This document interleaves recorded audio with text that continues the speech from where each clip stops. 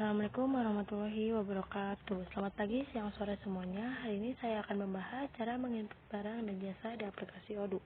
Mungkin di antara kalian ada yang baru pertama kali mendengar tentang Odoo atau ada yang sudah menggunakannya, tapi belum tahu cara mengolah barang dan jasa secara efisien. Odoo merupakan aplikasi yang sangat berguna untuk mengelola operasional bisnis dan salah satu fungsi utamanya adalah mengolah barang dan jasa. Jadi apa sih perbedaannya? Menginput barang adalah proses memasukkan data barang fisik yang kita jual ke dalam sistem Odoo. Barang ini bisa berupa barang yang ada di gudang, produk yang siap dijual, atau barang yang digunakan dalam proses produksi. Menginput barang membantu kita untuk memantau stok dan memastikan barang yang ada di sistem selalu akurat. Contohnya, Anda menjual sepatu, Anda akan menginput setiap jenis sepatu yang Anda jual ke dalam Odoo, lengkap dengan harga jual, stok yang tersedia, dan kategori produk. Sedangkan menginput jasa adalah proses memasukkan layanan non-fisik yang ditawarkan perusahaan. Jasa ini bisa berupa layanan konsultasi, pelatihan, atau pemeliharaan. Meskipun tidak ada fisiknya, jasa tetap tercatat dalam sistem untuk mengelola transaksi dan laporan keuangan. Contohnya, perusahaan Anda menawarkan layanan perawatan kendaraan.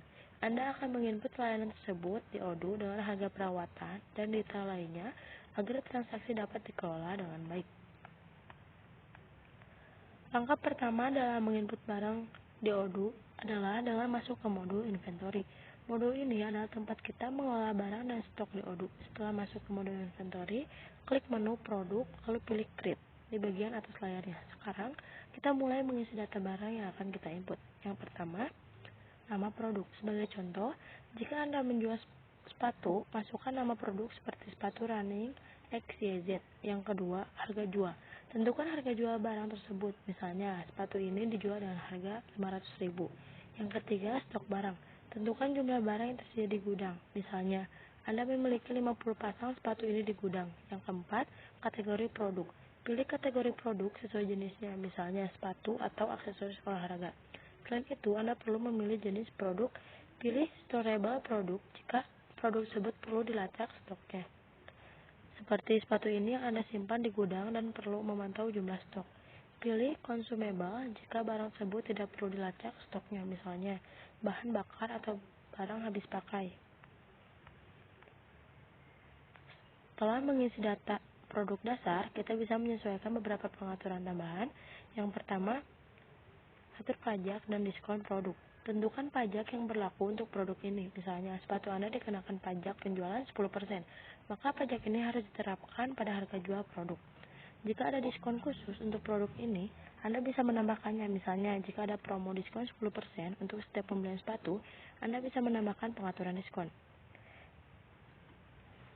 Terus ada pemasuk. Jika Anda membeli produk dari pemasok tertentu, Anda bisa menambahkan informasi pemasok di sini, seperti nama supplier sepatu. Ini akan mempermudah pelacakan sumber barang yang Anda jual. Jika semua sudah diisi, klik Save untuk menyimpan produk yang baru Anda input. Berbeda dengan barang, untuk menginput jasa, kita perlu masuk ke modul Sales. Jasa ini tidak melibatkan stok fisik, tapi prosesnya sedikit berbeda. Pilih menu produk, lalu klik Create. Kali ini pastikan Anda memilih tipe produk sebagai servis, karena kita akan membuat layanan non-fisik. Sekarang, kita mengisi data untuk layanan yang Anda tawarkan. Yang pertama, nama jasa. Misalnya, jika perusahaan Anda menawarkan layanan keperawatan kendaraan, maka nama jasa yang dimasukkan bisa layanan perawatan rutin kendaraan. Yang kedua, deskripsi jasa. Berikan deskripsi singkat tentang layanan yang diberikan. Contohnya, layanan perawatan rutin untuk kendaraan termasuk penggantian oli dan pemeriksaan mesin. Yang ketiga, harga jasa. Tentukan harga layanan. Misalnya, harga perawatan kendaraan ini adalah 300.000. Setelah selesai mengisi data, klik Save untuk menyimpan layanan yang baru Anda input. Setelah menginput jasa, kita bisa menambahkan beberapa pengaturan tambahan. Yang pertama, pajak.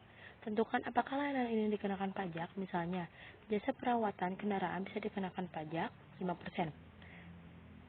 Yang kedua, diskon. Jika ada promo atau potongan harga untuk layanan ini, kita bisa menambahkannya. Misalnya, diskon untuk pelanggan setia.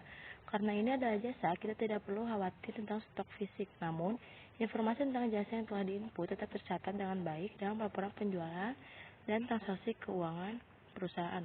Sekian dari saya, terima kasih. Wassalamualaikum warahmatullahi wabarakatuh.